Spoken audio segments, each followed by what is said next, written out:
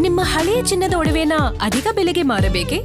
ಆಟಿಕಾಗೆ ಕಾಲ್ ಮಾಡಿ 8880 Attica gold company.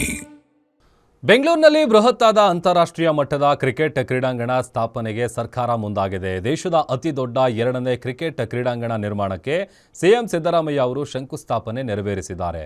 ಅದರ ವಿಶೇಷತೆ ಏನು? ಬನ್ನಿ ನೋಡೋಣ. ಬೆಂಗಳೂರಲ್ಲಿ ತಲೆ ಎತ್ತಲಿದೆ ದೇಶದ 2ನೇ ಅತಿ ದೊಡ್ಡ ಕ್ರಿಕೆಟ್ ಸ್ಟೇಡಿಯಂ. 100 ಎಕರೆ ಜಾಗದಲ್ಲಿ ಕ್ರೀಡಾಂಗಣ ನಿರ್ಮಾಣಕ್ಕೆ ಶಂಕುಸ್ಥಾಪನೆ.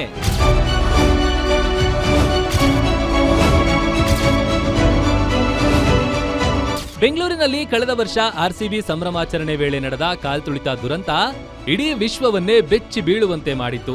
ಇದರಿಂದ ಎಚ್ಚೆತ್ತುಕೊಂಡಿರೋ ಸರ್ಕಾರ ಕ್ರೀಡಾಭಿಮಾನಿಗಳ ಸುರಕ್ಷತೆ ದೃಷ್ಟಿಯಿಂದ ಬೃಹತ್ ಕ್ರಿಕೆಟ್ ಕ್ರೀಡಾಂಗಣ ನಿರ್ಮಾಣಕ್ಕೆ ಮುಂದಾಗಿದೆ. ದೇಶದಲ್ಲೇ 2ನೇ ಅತಿ ದೊಡ್ಡದಾದ ಸ್ಟೇಡಿಯಂ ನಿರ್ಮಾಣಕ್ಕೆ ಸಿಎಂ ಸಿದ್ದರಾಮಯ್ಯ, ಡಿಸಿಎಂ ಡಿಕೆ ಶಿವಕುಮಾರ್ ಶಂಕುಸ್ಥಾಪನೆ ನೆರವೇರಿಸಿದ್ದಾರೆ. ಆನೇಕಲ್ ಬಳಿ ಇಂಡ್ಲವಾಡಿ ಬಳಿ 100 ಎಕರೆ ವಿಸ್ತಾರದಲ್ಲಿ 1000 ಕೋಟಿ ರೂಪಾಯಿ ವೆಚ್ಚದಲ್ಲಿ ಕ್ರಿಕೆಟ್ ಕ್ರೀಡಾಂಗಣ ನಿರ್ಮಾಣವಾಗಲಿದೆ. ಗುಜರಾತ್ನ ಅಹಮದಾಬಾದ್ನಲ್ಲಿರೋ ನರೇಂದ್ರ ಮೋದಿ ಕ್ರೀಡಾಂಗಣದ ಬಳಿಕ ದೇಶದಲ್ಲೇ ಅತಿ ದೊಡ್ಡದಾಗಿ ನಿರ್ಮಾಣವಾಗುತ್ತಿರುವ ಕ್ರೀಡಾಂಗಣ ಇದಾಗಲಿದೆ. ಹಾಗಾದ್ರೆ ಈ ಹೈಟೆಕ್ ಕ್ರೀಡಾಂಗಣದ ವಿಶೇಷತೆ ಏನು ಅನ್ನೋದನ್ನ ನೋಡೋದಾದ್ರೆ, 100 ಎಕರೆ ಜಾಗದಲ್ಲಿ ಅಂತಾರಾಷ್ಟ್ರೀಯ ಸ್ಟೇಡಿಯಂ, 80,000 ಆಸನಗಳನ್ನೊಳಗೊಂಡ ಕ್ರೀಡಾಂಗಣ ಇದಾಗಿರುತ್ತೆ. 4 ತಂಡಗಳ ಆಟಗಾರರಿಗೆ ಲಾಕರ್ ರೂಮ್ ಮತ್ತು ಇತರೆ ಸೌಲಭ್ಯ, ಒಳಾಂಗಣ ಮತ್ತು ಹೊರಾಂಗಣ ಅಭ್ಯಾಸ ಮೈದಾನ ಮತ್ತು ನೆಟ್ ವ್ಯವಸ್ಥೆ ಇರಲಿದೆ. ವಿಐಪಿ ಲಾಂಜ್, ಕಾರ್ಪೊರೇಟ್ ಬಾಕ್ಸ್ ಮತ್ತು ಅಧ್ಯಕ್ಷೀಯ ಸೂಟ್ ಸೌಲಭ್ಯವಿರುತ್ತೆ. ಒಳಾಂಗಣದಲ್ಲಿ 11 ಕ್ರೀಡೆಗಳಿಗೆ ವ್ಯವಸ್ಥೆ ಮಾಡಲಾಗ್ತಾ ಇದೆ. Badminton, basketball, volleyball, handball, table tennis ball, ಫೆನ್ನಿಂಗ್ಸ್, weight lifting, kabaddi, kho kho, squash, judo, taekwondo, ಕುಸ್ತಿ ಪಂದ್ಯಕ್ಕೆ ವ್ಯವಸ್ಥೆ ಇರಲಿದೆ.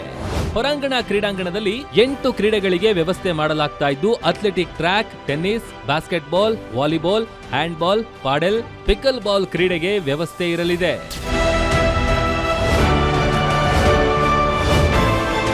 ಹೀಗೆ ಉತ್ತಮ ಗುಣಮಟ್ಟದ ಎಲ್ಲಾ ಸೌಲಭ್ಯಗಳುಳ್ಳ ದೇಶದ 2ನೇ ಅಂತಾರಾಷ್ಟ್ರೀಯ ಕ್ರಿಕೆಟ್ ಕ್ರೀಡಾಂಗಣ ಸ್ಥಾಪನೆಗೆ ಸಿಎಂ ಸಿದ್ದರಾಮಯ್ಯ ಇಂದು ಶಂಕುಸ್ಥಾಪನೆ ನೆರವೇರಿಸಿದ್ದಾರೆ. ಭೂಮಿ ಪೂಜೆ ನೆರವೇರಿಸಿ ಮಾತನಾಡಿದ ಸಿಎಂ ಸಿದ್ದರಾಮಯ್ಯ, ಬೆಂಗಳೂರಿನಲ್ಲಿ ಅಂತಾರಾಷ್ಟ್ರೀಯ ಗುಣಮಟ್ಟದ ಕ್ರಿಕೆಟ್ ಕ್ರೀಡಾಂಗಣವಿರಲಿಲ್ಲ. ಕಳೆದ ವರ್ಷದ ಕಾಲ್ತುಳಿತ ಪ್ರಕರಣದ ಬಳಿಕ ಆಲೋಚನೆ ಮಾಡಿದಾಗ ಇದು ಅಗತ್ಯವಿದೆ ಎಂದು ತಿಳಿದು ಈ ಕ್ರೀಡಾಂಗಣ ಸ್ಥಾಪನೆ ಮಾಡ್ತಿದ್ದೇವೆ ಎಂದು ಹರ್ಷ ವ್ಯಕ್ತಪಡಿಸಿದ್ರು. ಕ್ರಿಕೆಟ್ ಸ್ಟೇಡಿಯಂ ಅನ್ನ ಕಟ್ತೇವೆ ಹೇಳಿದ್ರು. ಈಗ ಬೆಂಗಳೂರಿನಲ್ಲಿ ಅಂತಾರಾಷ್ಟ್ರೀಯ ಮಟ್ಟದ ಚಿನ್ನಸ್ವಾಮಿ ಕ್ರೀಡಾಂಗಣ ಇದೆಯಲ್ಲ, ಅಲ್ಲಿ 1 ವರ್ಷ ಆಯ್ತು, ಅಲ್ಲಿ ಒಂದು ದೊಡ್ಡ ದುರಂತ ಆಯಿತು. ಆ ದುರಂತದ ನಂತರ ಆಲೋಚನೆ ಮಾಡಿದೆ ನಾನು, ಈ ತರದ ಒಂದು ಅಂತಾರಾಷ್ಟ್ರೀಯ ಮಟ್ಟದ ಕ್ರಿಕೆಟ್ ಸ್ಟೇಡಿಯಂ ಅನ್ನು ನಿರ್ಮಾಣ ಮಾಡತಕ್ಕಂಥದ್ದು ಅತ್ಯಂತ ಅಗತ್ಯ ಇದೆ ಅಂತಕ್ಕಂಥದ್ದನ್ನು ಮನಗಂಡು ಇವತ್ತು ಸುಮಾರು 80,000 ಆಸನಗಳುಳ್ಳ ಕ್ರಿಕೆಟ್ ಸ್ಟೇಡಿಯಂ ಅನ್ನು ನಿರ್ಮಾಣ ಮಾಡ್ತಾ ಇದ್ದಾರೆ.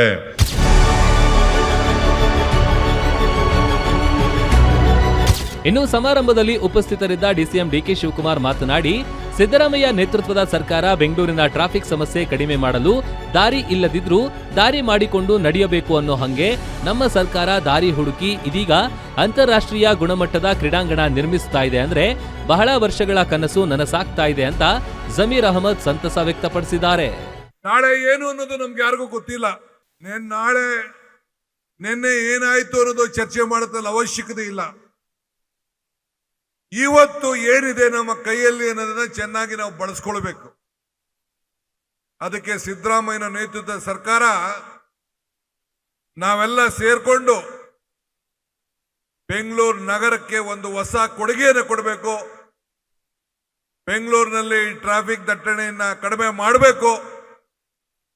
ಲಕ್ಷಾಂತರ ಮಂದಿ ಕ್ರೀಡಾಪಟುಗಳು, ಕ್ರೀಡಾ ಅಭಿಮಾನಿಗಳು ಇವತ್ತು ಬೆಂಗಳೂರು ನಗರದಿಂದ ಹೊರಗಡೆ ಹೋಗಿ ಇಂಥ ಒಂದು ಭವ್ಯವಾದಂಥ ಸ್ಟೇಡಿಯಂನಲ್ಲಿ ಕ್ರಿಕೆಟ್ ಆಗಲಿ, ವಿವಿಧ ಕಾರ್ಯಕ್ರಮಗಳನ್ನು ನೋಡೋಕ್ಕೆ, ಕ್ರೀಡೆಗಳನ್ನು ನೋಡಲಿಕ್ಕೆ ಅವಕಾಶವನ್ನು ಮಾಡಿಕೊಡ್ಬೇಕು ಅಂತೇಳಿ ಇವತ್ತು ತೀರ್ಮಾನವನ್ನು ನಾವು ಮಾಡಿದ್ದೇವೆ.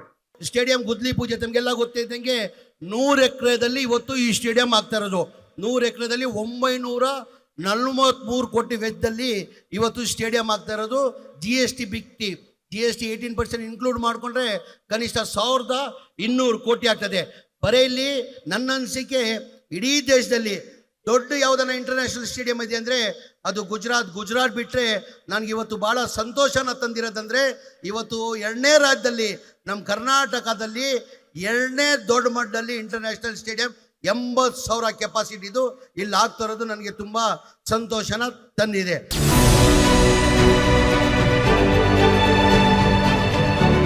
ಒಟ್ಟಾರೆ ಗುಜರಾತ್ನ ಅಹಮದಾಬಾದ್ ಬಳಿಕ ಬೆಂಗಳೂರಿನಲ್ಲಿ ಬೃಹತ್ತಾದ ದೇಶದ ಅತಿ ದೊಡ್ಡದಾದ 2ನೇ ಬೃಹತ್ ಕ್ರೀಡಾಂಗಣ ನಿರ್ಮಾಣವಾಗ್ತಿರೋದು ನಿಜಕ್ಕೂ ವಿಶೇಷವಾಗಿದೆ. ವೀರೇಶ್ ದಾನಿ, political bureau, guarantee news, Bengaluru.